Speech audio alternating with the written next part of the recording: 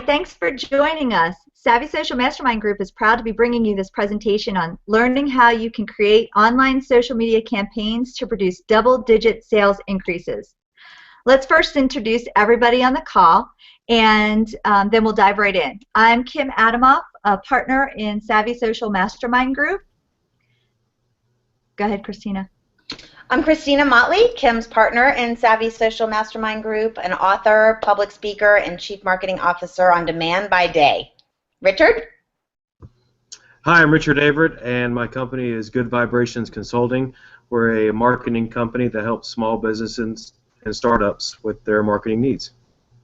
So, Richard, why don't you go ahead and just dive right into your presentation, and then we'll be monitoring our Twitter channel, which the Twitter hashtag is SSMG for Savvy Social Mastermind Group. So if you have a question while Richard's presenting, just go ahead and tweet it, or on this event page, you can just post your comment, and I'll be monitoring the comments and letting Richard know what people are asking about.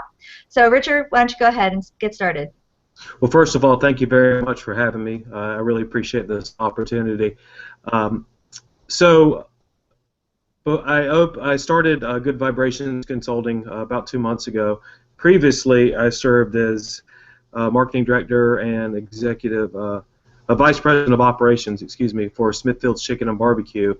I worked for the company for 14 years, and for those who don't know, Smithfield's Chicken and Barbecue, it's a combination of quick service and full service that serves fried chicken and barbecue, North Carolina delicacies, and the thing we really hung our hat on is all the food was fresh and made in-house. And it's a wonderful company. It's a great concept. Now, about 5 years ago, I saw an opportunity, a great opportunity for business that we had kind of tested the waters for, but had really never made an effort to. Tailgating is a pretty popular phenomenon, especially here in the South, where folks before a college football game will buy food and eat and drink and have a good time right before the game. Now, Bojangles is another concept here in the South and Southeast, and they seem to have kind of owned the tailgate game with something with a tailgate special with fried chicken and tea and the sides and everything. And they had pretty much created a machine where their stores would open early before game day and they created an event. It seems like even some of their locations had a separate kiosk where people go in just get the tailgate specials. So I saw a lot of opportunity there, and that was one of our major competitors. So I wanted to see if there was an opportunity to get some of that business. Now, the biggest problem with that is we didn't have the marketing war chest to compete with them. I mean, quite frankly, Smithfield's was never going to get a Scotty McCreery to push their product. So, but we were smaller, and we had to be a little more clever and a little more agile. And so I turned to social media. So what I'm going to talk about tonight is basically how we took this campaign from soup to nuts, and some of it's going to involve traditional marketing, and some of it's going to involve social media and internet marketing. So again, the problem was major competitor has a lot bigger marketing budget and has a significant portion of this business we wanted, this tailgate business on traditionally Saturdays. So the first thing I did is I created a slogan. And the slogan for the campaign is, "It's just not a tailgate without the barbecue." And there's two things significant about the slogan. Number one, it mentioned the one item that separates us from Bojangles, barbecue. Bojangles does not serve barbecue, so that was a separation point. And the other significant part of the slogan was it rode on the coattails of an existing idea or concept or product, the tailgate. And the Bojangles has a tailgate special. So again, it's just not a tailgate with a barbecue. And the 101 marketing 101 definition of marketing is finding your separation point and repeating it, and that's what we did. So the next step is I had the slogan, and we had in order to track the success of the program, we would go to Google Analytics and those types of things, which we'll talk about later. But it was unique about this is we tracked the success because it was this one item. I mean, yeah, we can track sales increases at the register, but we can specify at one item, the tailgate specials, how many were sold. So that was basically our major tracking mechanism. And just to interrupt real quick, I think that a lot of times on social media, companies say, well, how can I track the ROI of social media? And right there, you were tracking one sales item, and then how else did you track it? Google Analytics was a big part of it. As far as specifically the social media, Facebook fans, Twitter followers, and something we'll get into later on is the podcasts. We could track downloads. So those are a few of the things we could do. One more thing you tracked on.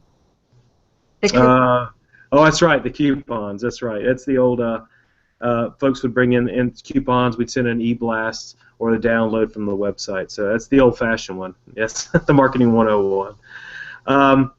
So we had the slogan, and so we're going to kind of my whole theory behind or strategy behind when I was at Smithfields behind our marketing was kind of the smoke and mirrors.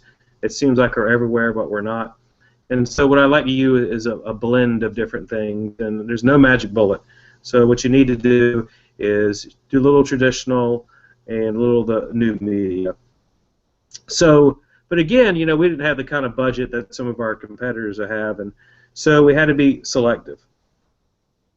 So I remember it was about 3 years ago, I had all these proposals in front of me. It was around this time with radio and television, and I just kind of shook my head thinking, number one, we don't have this kind of budget. Number two, we were just going to be another radio spot. We were just going to be just someone else, and I wanted something different. And how I got the idea to execute this whole thing was from Netflix. I know what I know you're kind of thinking Netflix. Well, if you recall about a few years ago, Netflix was in the dump. They had just increased the price of streaming and DVDs, and their stock was down, and they just stunk it up. Well, all of a sudden, they announced, hey, we're going to create some original programming. And, some eyebrows kind of raised, and then they decided, hey, we're going to get Kevin Spacey. And they created original programming, and the rest is history. The show won an Emmy, etc. But the point is, original content. The old phrase "content is king" resonates with me. So what I decided to do was create our own thing. Instead of sponsoring a radio show or buying spots or sponsoring a coaching show or buying within the confines of stadiums, buying signage, which can cost $50,000. We're going to create our own thing. So we created a website called RealTailgate.com, which I couldn't believe, first of all, was available to buy. So we purchased that, and the idea was to have a spin-off, a microsite that would have a coupon, as Kim mentioned, for the tailgate special, have our list of locations, would list game times of local areas within the Triangle and down east, well, all the schools within North Carolina. It has some fan photos where people could take pictures of them tailgating with our food. But the centerpiece of this whole thing was a podcast. And the idea was I wanted to create a weekly podcast with two guys talking about college football, specifically about colleges that were within our where our restaurants were, and it would be sponsored by us in our podcast. And so I got a couple of guys from town, two talented guys. One's name's Dimitri Revenos, who's he's on 8:50 a.m. and he's been on 96 Rock, and he's a podcaster, and another guy named Rasheem Lee, and every week they talked about football in the area. They talked about State, Carolina, Duke, East Carolina, and within the context of the show, they would say, all right, Carolina's playing East Carolina. Make sure when you go down to Greenville, stop on 64 and pick up the tailgate special. So it's very Machiavellian in nature, but again, the idea was to bring people within a context of something they're passionate about, kind of bring them in under our umbrella. So it was a weekly podcast we put out through a station out of it's a podcast network, actually. It's called the Mesh TV. It's out of Hickory, North Carolina. You can log on to Mesh TV and check it out, and on iTunes. And every week we had a player on RealTailgate.com, so people would go to RealTailgate.com and play it or download it. They could stream it, or they go to iTunes or go to the Mesh TV. So again, we were capturing that audience. Well, the show started to gain some traction. And along with this, we created a Twitter account for this. We created a Facebook page, a G+ page, and all kinds of different social media platforms to support it. And throughout the week, we'd interact with fans. We'd talk about the games and kind of goof with people and tweet out specials and coupons and those types of things. So when we started this, it started really gaining some traction. It was a lot of fun. And but the problem I ran into about a month into it, the podcast was once a week, so it got a little tiresome to just tweet about the same thing. Hey, don't forget if you haven't listened to the podcast. So I needed some more content basically to get more people engaged. So we added a blog to RealTailgate.com, and I identified a couple of local sports writers, some who did it as a profession, some who were bloggers, had successful blogs or successful Twitters, and I asked them, would you like to blog about a game or your team? So I tried to get a East Carolina guy, a State guy, Carolina, a Duke guy, and I got some very successful people out in the social media.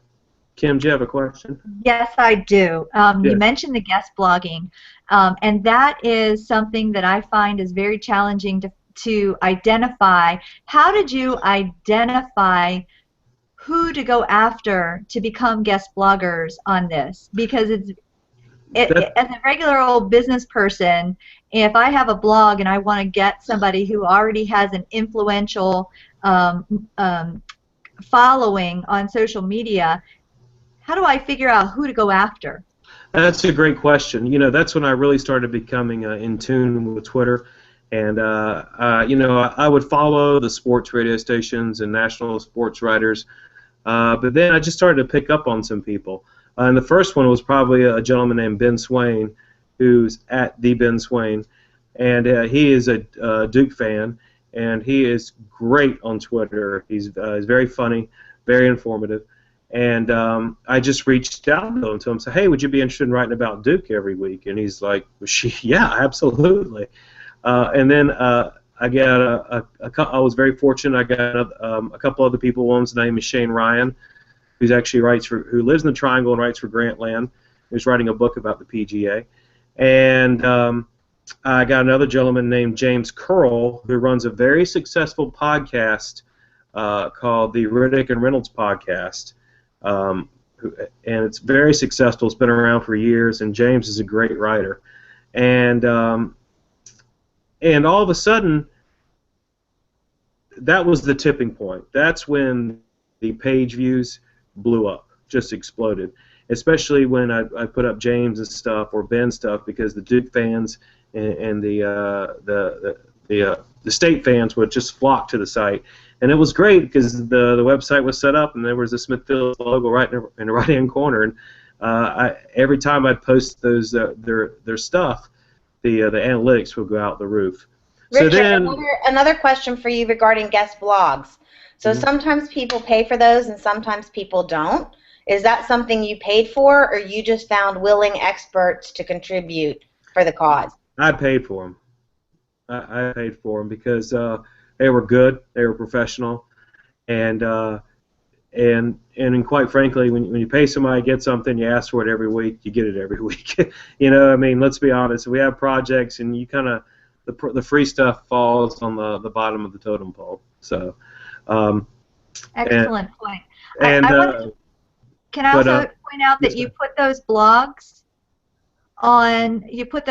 that you received on the niche website, and I know that you kind of mentioned the niche website, but I wanted to point out to the audience that your business was barbecue, was a restaurant, and so here you are talking about sports, and that content that you were getting from those bloggers and the podcasts didn't match your website. So that's one of the biggest reasons to set up the niche website, is because now you have all this content and you're getting all this engagement, but where are you going to put it?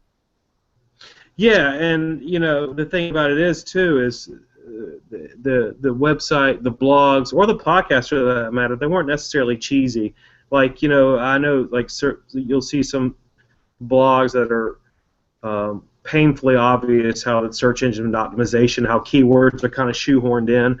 I mean, this was just these guys. We just asked them to write about what they were, the Duke or State or whoever they were writing about. And again, what I found is it was it would engage users more. And because, you know, we're all inundated by advertisements every day, from our phone to our television to radio and everything. And I think in some points it was kind of refreshing, and it came to a point where people could get this information they wanted. And again, it fell all within the context of realtailgate.com. They had to come to realtailgate.com to read this. And again, it was all about fresh content. So every other day I could tweet out, hey, it's a new blog post, hey, it's a new podcast. And then Saturday was always the big day. And Saturday is when we had the most fun, because we would tweet out, hey, stop by so-and-so, stop by any location, take a picture of your tailgate special, we'll send you a T-shirt. You know, hey, if State, Carolina, and Duke win today, we'll send to everyone who tweets at us, you know, Triangle Football, we'll send you a T-shirt. You know, and we had all kind, and we interacted with fans, and it was a lot of work. But, you know, social media, it's a conversation. It's not just sell, you know, and we really enjoyed that. And it got to a point where we took up a lot of social media space. When I say that is, all of a sudden on a Saturday we have, you know, our Twitter handle, but we have people like Ben Swain and James Curl and Shane Ryan and these people who had a sphere of influence on social media. And you know, so we you know, if you know, Shane had 5,000 followers and James had 3,000, and you know, Ben had 3,000. All of a sudden, it's 11,000 followers on Twitter who are tweeting out their own stuff, which they wrote. Yeah. So just to point out that you identified these guest bloggers who already had an influential following, and then they're writing content and they're posting it on your website, and then they're the ones helping to promote it. So what would be one of the, you also mentioned contests, and I would love to get back to that also, about how did you use social media for contests because here you are starting with all this social media, a fresh Facebook page, a fresh Twitter account, and you went from nothing in a year and a half to thousands of followers. And I think that is one of a huge challenge for average everyday business owners. So share on how contests really played into that. Well, again, it's the value. You know, I would give, you know, we give out gift certificates and T-shirts, and you know, it's not on the value, but it's tweeting at the right people. Like I remember at a State game, I tweeted at I think it was Pack Pride or State Fan Nation, which each have about 20,000 followers. A special we had with State, I think it was something like if State kicks 3 field goals today, well, every follower who tweets at us, or one follower who tweets at us, will get a $50 gift certificate. Well, all of a sudden it was follow, follow, follow, follow, retweet, retweet, retweet. So again, I think it's kind of a strategy behind it.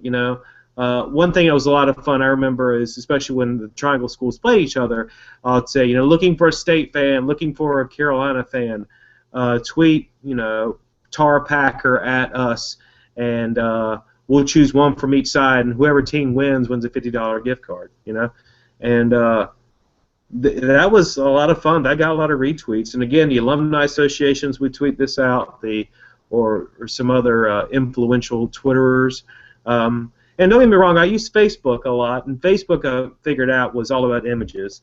Like if I just posted images of the tailgate special, when I say images, usually the high-res, high-quality food photography, that was always effective. But Twitter, Facebook's kind of funny about contests. I had to be careful. I usually had to say, email us at info@realtailgate with the subject line, something in the subject line. But Twitter was probably the most effective. And again, the thing about Twitter too, in Facebook you have to friend somebody, but on Twitter I can tweet to anybody, a sports writer, a player, or a coach, or anything. So, but contest was a big part of it, and we did everything from, and again it went back to the tailgate special. I can. Hey, 8 o'clock in the morning, if you tweet so-and-so, and you can pick up the tailgate special on the way to the Carolina game. And so I'd, call the store and say, all right, John Smith won. He's coming at 12 o'clock. So it gave away a lot of that things. But again, in the gift cards, it's, what's that national average? Only 50% of gift cards actually used, So I have a question on the, you were talking about when you're in a stadium for football, and as a business, and I'm going to sponsor to get my name and brand in front of all these fans, I'm going to spend $10,000 to $15,000 for a billboard.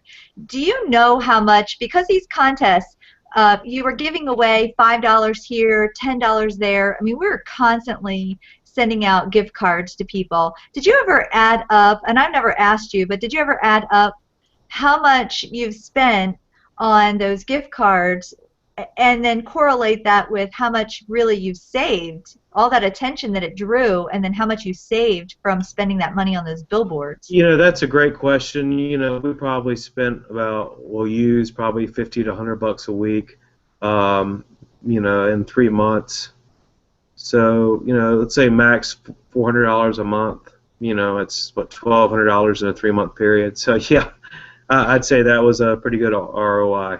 That was a good one. And you think about pay-per-click. People spend $1,200 a month in pay-per-click. And you were getting all that traction on social media where you could just then turn right around and post and use them as your database to get their attention without costing you extra money. Exactly. And the other thing I think about the Twitter handle was we try to engage in conversations. We try to be short, engaging, and topical. And I kind of always try to play the merry prankster in it and have fun with them. And we'd also playfully poke at Bojangles, and sometimes they would tweet back, but sometimes they wouldn't. But it's interesting. Besides the couponing. Besides the giveaways, that's probably, in my opinion, the second reason why we got the most followers and retweets. It's just the playful poking. And again, it wasn't anything like your chicken sucks or anything like that. It was just like I remember tweeting out like 6 o'clock in the morning saying, "Wake up, you guys ready?" And just kind of be very competitive, and people enjoy that. They like that, and Twitter kind of has a personality sometimes of being kind of snarky and kind of fun, and because it's a short, you've only got 140 characters or less, so yeah, here we are in November, and the season's wrapping up, and again, the great thing about this concept was, for this campaign, is we could track sales, sales of the tailgate special. So when it was all said and done, in December, first week of December, I think, we had overall a 20% sales increase in tailgates sold, which is pretty amazing because we tracked it every month, and on average a 20% increase in the number of tailgates sold. So I'll call that a win. And we were pretty pumped about it. And I think what had happened is we'd made a dent, and we had definitely got some social media real estate, so to speak. So here we are. The next year, how are we going to top that? 20% increase. That's pretty tough. And in our culture at Smithfields, it was always sales increase. Every year is a sales increase. If not, it's a failure. Increase sales. So how are we going to do that? So what did we learn from last year? Well, the podcast worked, blogging worked. So let's get some more bloggers and some more diverse bloggers, and let's try something new. So as you may or not know, I've been working with Kim Adamoff here a lot. I always told people I had the idea, and Kim helped me orchestrate it. And she said, you need to meet this woman named Nicole Murphy with Talking Moose Media, and she's kind of an expert in this thing called Google Hangouts, which we're doing right now. And I wasn't that familiar with Google Plus, and I mean I had an account, but I knew Google. It was Google, so it's not going away. So we had to kind of embrace it.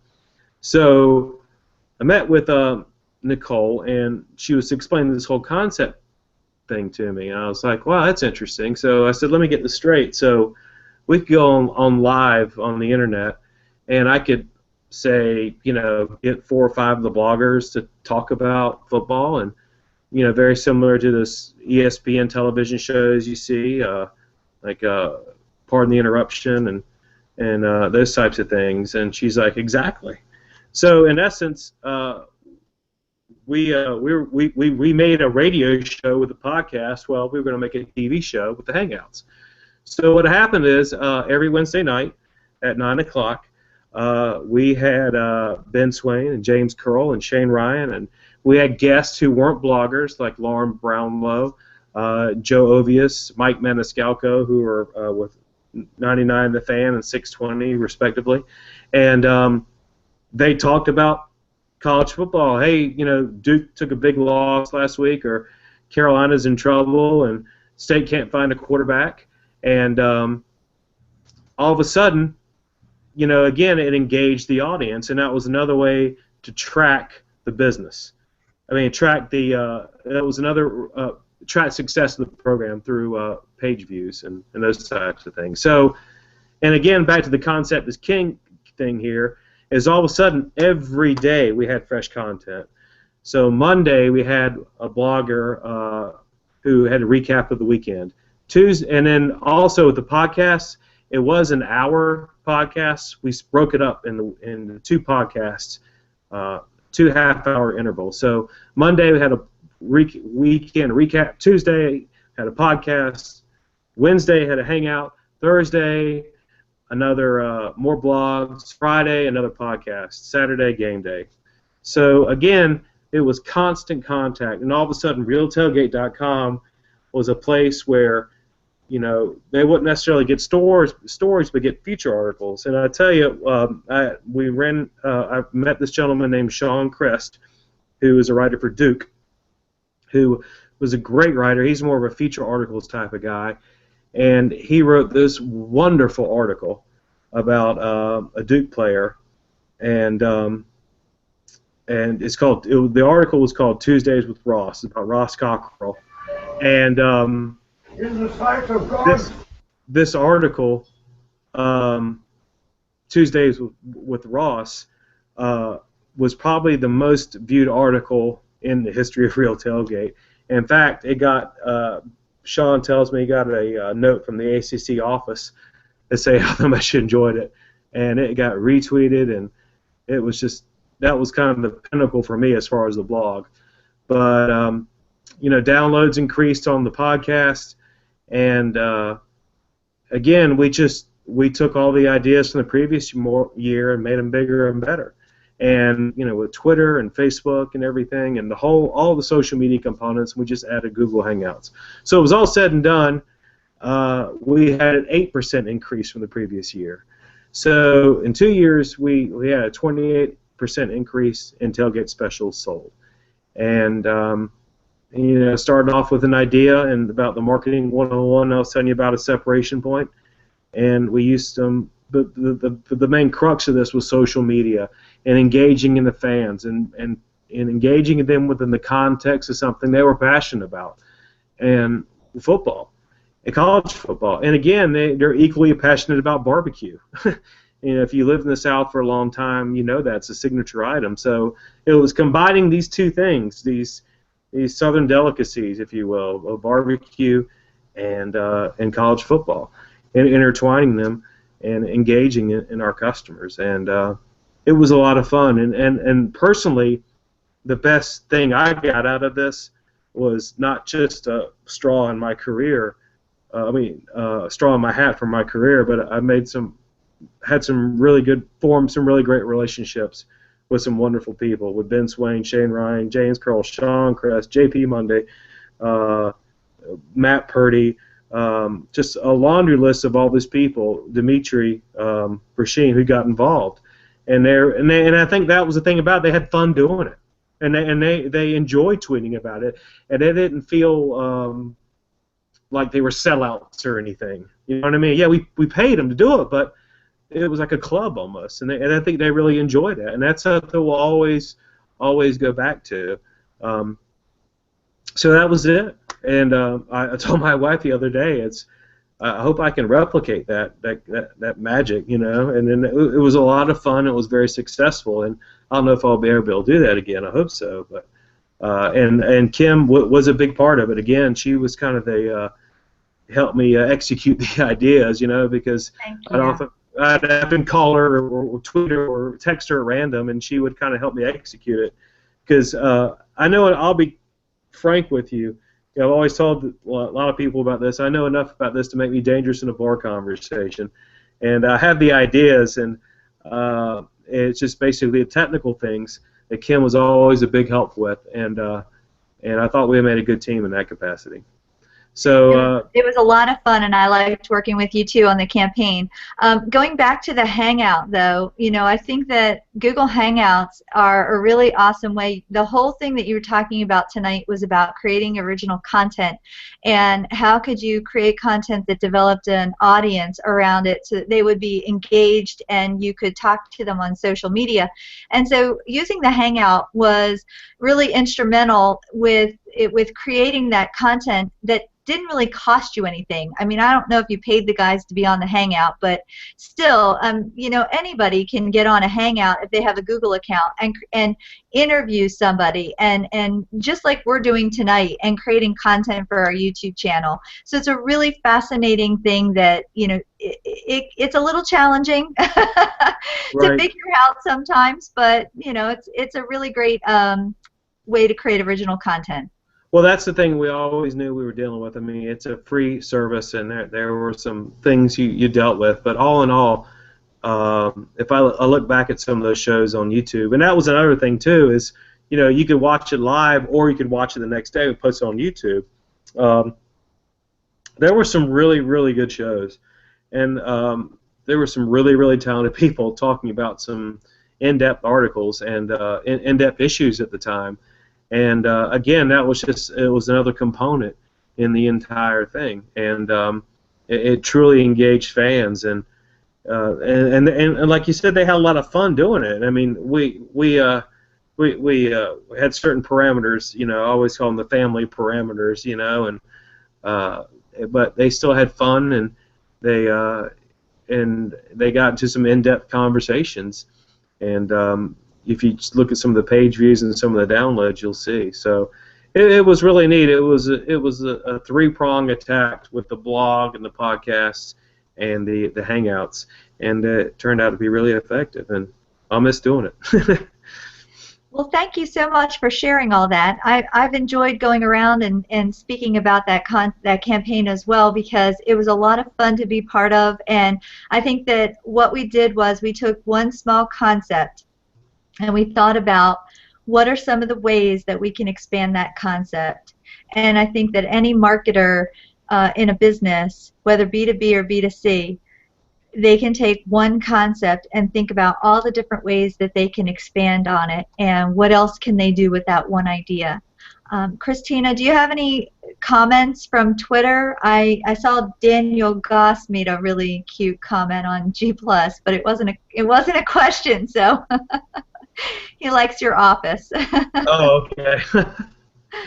Yeah, Dan's a friend of mine. He's a friend of mine from Hickory.